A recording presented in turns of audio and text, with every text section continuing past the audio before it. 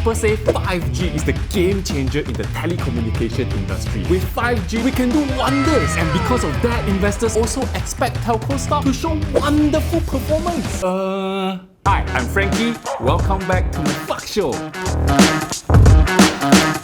Many countries are already aggressively deploying 5G infrastructure and networks accordingly. In Malaysia, I'm sure you heard a lot of news about 5G, but I bet you don't feel it coming at all.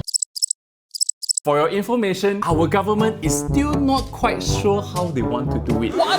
And that's what I want to talk about today and what this means to telco stocks. Data transmits over a spectrum of bandwidth, and our electronic devices detect this bandwidth and decode it to become the content that you are watching right now. So you see, this spectrum is an important infrastructure and a valuable national asset to allow us to receive information and other forms of data fast and efficiently. National asset? Yes, you are right. The spectrum is an asset to the government. Therefore, it is one of the methods the government makes money, apart from collecting taxes from you and me. On the other hand, the spectrum is also an important asset to telco operators, because without spectrum, telco operators cannot transmit data. Then your phones won't be able to function at all. Over the years, telco operators have been doing beauty contests to MCMC, the government agency that is responsible for allocating spectrum to them. In this beauty contest, every telco operator would showcase their highest commitment level to MCMC to deliver the best services to the customers. In return, they would get an allocation of the spectrum based on what they said they could deliver. Not free, of course. Nothing is free in this world. Telco operators needed to fork out a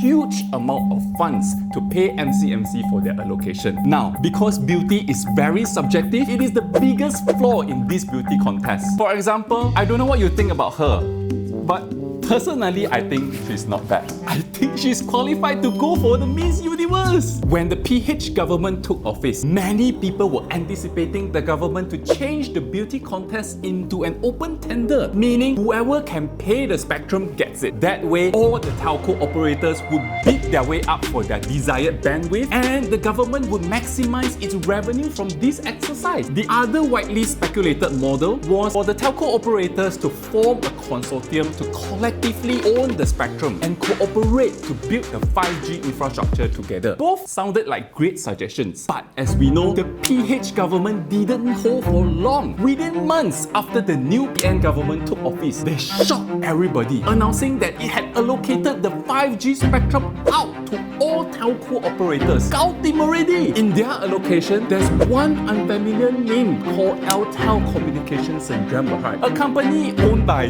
this gentleman. In fact, Altel was reported getting the largest block despite the size being the smallest operator in the market. Well, there were other reasons why this announcement was shocking. First of all, since getting spectrum allocation is material information for the telco operators, when they receive it from the government, they must make an announcement to Bursa Malaysia and investors would get informed from there. This time round, it's the MCMC that decided to issue a press release about the spectrum allocation on the minister's decision instead. Which means to say, telco operators themselves were not informed about their allocation?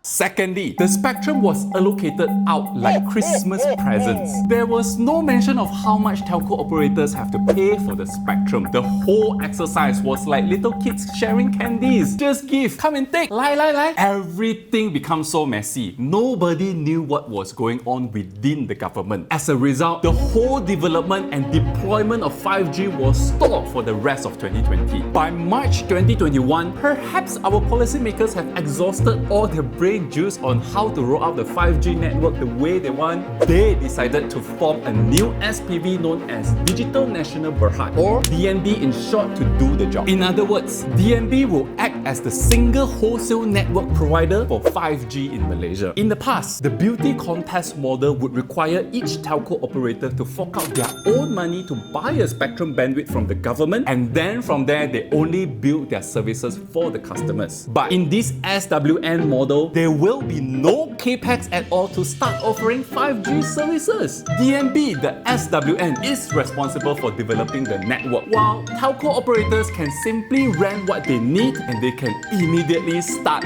doing business.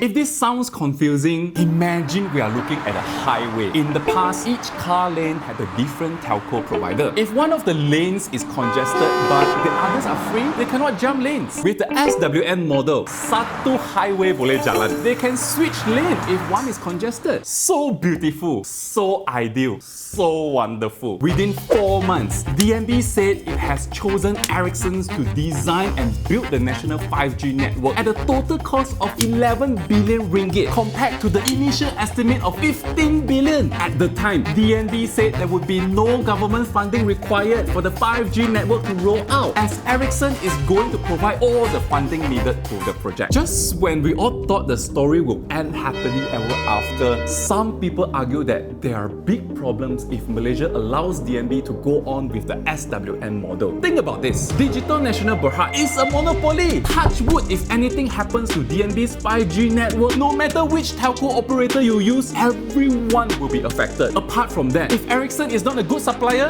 also GG.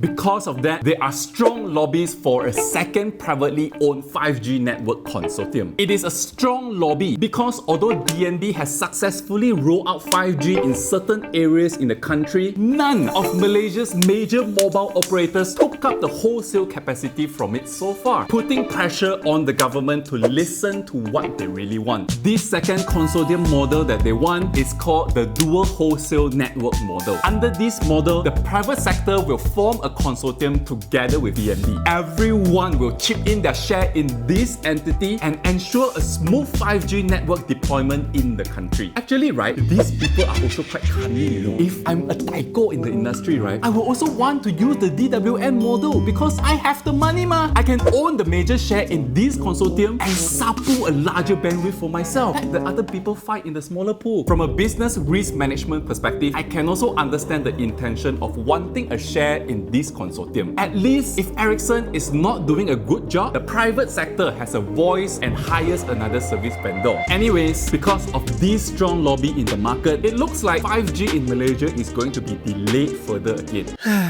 Moreover, the government where got time to entertain 5G now? They are busy preparing for the Johor snap election in March. Assuming the industry players get their DWN model in place, this simply means that Digital Nasional Berhad is going to close shop.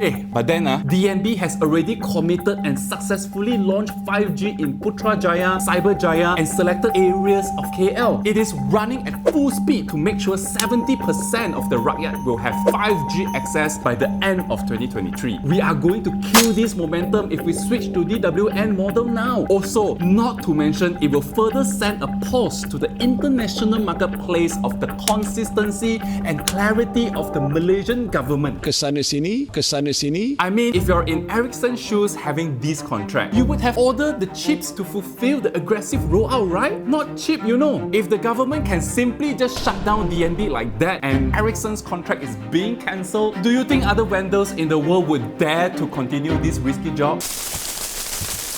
It is said that the adoption of 5G technologies will increase GDP by 5% or 122 billion ringgit when 90% of the people have access to it. But let's not think so far ahead. We are facing a stumbling block to even start with the first step to deploy the infrastructure. Policymakers should open their eyes and make sure the route taken is in line with the country's development goals. When policy direction is clear, businesses can run with confidence, and that will translate into earnings and share price appreciation for investors like you and me. By the way, which model do you think Malaysia should adopt? Do you think DNB should continue to operate under the SWN model, or is it better to change the structure to be DWN? Tell us in the comments below. That's all we have for today.